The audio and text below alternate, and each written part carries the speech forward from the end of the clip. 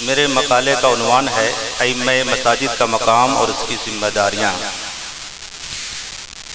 کسی مسجد کا امام ہونا اور لوگوں کو نماز پڑھانا یہ بڑی خوش قسمتی کی بات ہے، کیونکہ اللہ تبارک و تعالیٰ نے آپ کو اپنی بارگاہ میں روزانہ 5 وقت سربسجود ہونے والوں کا رہبر و امام بنایا ہے۔ امامت کا منصب ملنا من جانب اللہ ایک نعمت عظمیٰ سے سرفراز ہونا ہے، اور یہ امامت سید انس و جاں سیاح لامقام محبوب کبریا صلی اللہ علیہ وسلم کی پیاری سنت بھی ہے۔ حدیث پاک میں حضرت ابو ہریرہ رضی اللہ تعالیٰ عنہ سے مروی ہے، نبی کریم صلی اللہ علیہ وسلم نے ارشاد فرمایا، امام و مؤذن کو ان کے برابر ثواب ہے جنہوں نے ان کے ساتھ نماز پڑھی ہے۔ بہار شریعت جلد اول۔ مذکورہ حدیث سے اس بات کا اندازہ بخوبی لگایا جا سکتا ہے کہ امام کا مقام و مرتبہ کتنا عظیم ہے کہ کوئی شخص اگر نماز پڑھتا ہے یا کوئی نیک کام کرتا ہے تو صرف وہی عابد و صالح نیکی و ثواب سے ہمکنار ہوتا ہے، مگر امامت ایک ایسا عمل ہے کہ جس کے کرنے سے صرف اپنی ہی نماز کا ثواب نہیں بلکہ سب نمازیوں کے برابر کا ثواب ملتا ہے، اور اللہ تعالیٰ اس کے نامہ اعمال میں بے حساب نیکیوں کا اضافہ فرماتا ہے۔ مذکورہ حدیث سے اس بات کا اندازہ بخوبی لگایا جا سکتا ہے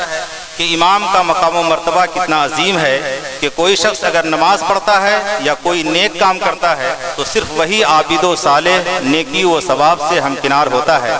مگر امامت ایک ایسا عمل ہے کہ جس کے کرنے سے صرف اپنی ہی نماز کا ثواب نہیں بلکہ سب نمازیوں کے برابر کا ثواب ملتا ہے، اور اللہ تعالیٰ اس کے نامہ اعمال میں بے حساب نیکیوں کا اضافہ فرماتا ہے۔ دوسری حدیث پاک میں ہے کہ حضور اقدس صلی اللہ علیہ وسلم نے ارشاد فرمایا، من صلی خلف عالم تقی فکانما صلی خلف نبی، جس نے کسی پرہیزگار عالم دین کے پیچھے نماز پڑھی تو گویا اس نے کسی نبی کے پیچھے نماز پڑھی۔ امام کو نبی پاک صلی اللہ علیہ وسلم نے کتنا عظیم درجہ نوازا ہے، اس سے معلوم ہوا کہ امام کا مقام و مرتبہ مذہب اسلام میں بہت عرفہ و اعلیٰ ہے۔ فقیہ ملت حضور مفتی جلال الدین امجدی علیہ الرحمہ ایک سوال کے جواب میں تحریر فرماتے ہیں کہ امام اگر فاسق مولن نہیں ہے تو برائی کرنے والا سخت گنہگار حق العباد میں گرفتار ہوگا۔ ہر آدمی امام نہیں ہو سکتا بلکہ امام ہونے کے لیے ان صفات کا حامل ہونا ضروری ہے۔ امام سنی صحیح العقیدہ ہو، وضو غسل کپڑے وغیرہ کی طہارت رکھتا ہو اور صحیح القرأت ہو، مثلا الف عین تا تا سین شین صاد ذال زاد زا زا میں فرق کرتا ہو، فاسق مولن نہ ہو، اسی طرح وہ اور جو منافع امامت ہیں ان سے پاک ہو، جو ان خوبیوں کا حامل ہو وہ ضرور متقی اور پرہیزگار ہوگا۔ قرآن مجید میں متقین لوگوں سے متعلق اللہ تعالیٰ کا ارشاد ہے، اِنَّا أَكْرَمَكُمْ عِنْدَ اللَّهِ أَتْقَاكُمْ، بے شک تم میں اللہ تعالیٰ کے نزدیک سب سے مکرم وہ ہیں جو زیادہ پرہیزگار ہیں۔ حدیث شریف میں ہے کہ نبی کریم صلی اللہ علیہ وسلم نے ارشاد فرمایا کہ میں جنت میں گیا، اس میں موتی کے گنبد دیکھے، اس کی خاک مشک کی ہے۔ فرمایا اے جبرائیل یہ کس کے لیے ہے؟ عرض کی حضور کی امت کے مؤذنوں اور اماموں کے لیے۔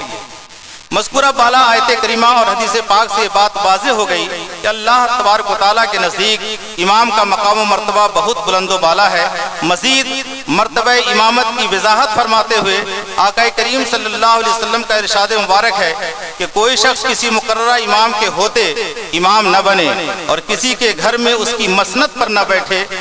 ہاں جبکہ اجازت دے۔ صحیح مسلم شریف۔ امام در حقیقت پورے محلہ پوری بستی بلکہ پوری قوم کا پیشوا اور رہبر ہوتا ہے، اس لیے اس کے لیے ضروری ہے کہ وہ عالم باعمل ہو یا کم از کم مسائل نماز سے مکمل واقف ہو، قرآن شریف تجوید کی رعایت کے ساتھ پڑھتا ہو، متقی پرہیزگار خدا ترس ہو، امت کا غم اور قوم کی اصلاح کی فکر کرتا ہو، عبادت وغیرہ مطابق سنت صحیح ادا کرتا ہو اور قوم کے اندر بھی اس جذبہ کو بیدار کرنے کی فکر میں لگا رہتا ہو، بدگمانی بدزبانی عیب جوئی جھوٹ و غیبت سے خود بھی دور رہے اور دوسرے مسلمانوں کو بھی ان گناہوں سے بچانے کی فکر کرتا ہو، خوشی کا موقع ہو یا غم ہر معاملے میں لوگوں کے صحیح رہنمائی کرے، مسلمانوں کے ساتھ ہمدردی اور خوش اخلاقی کے ساتھ پیش آئے۔ مختصر یہ کہ امامت کا مقصد و منصب جلیل حقیقتاً نبی کریم صلی اللہ علیہ وسلم کی نیابت کا منصب ہے۔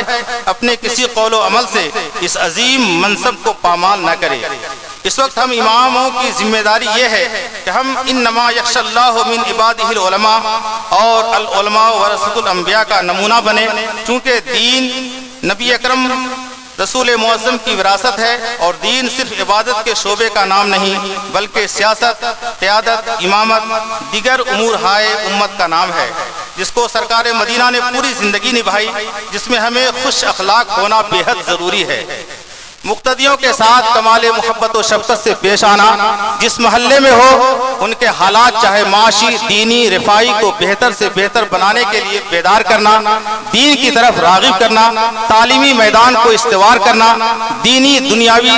اور سارے مسائل کا سدباب کرنا، صدق و صفا کا پیکر، کذب و دغا سے اجتناب، حق گوئی و بے باکی کا حامل ہونا ادھز ضروری ہے۔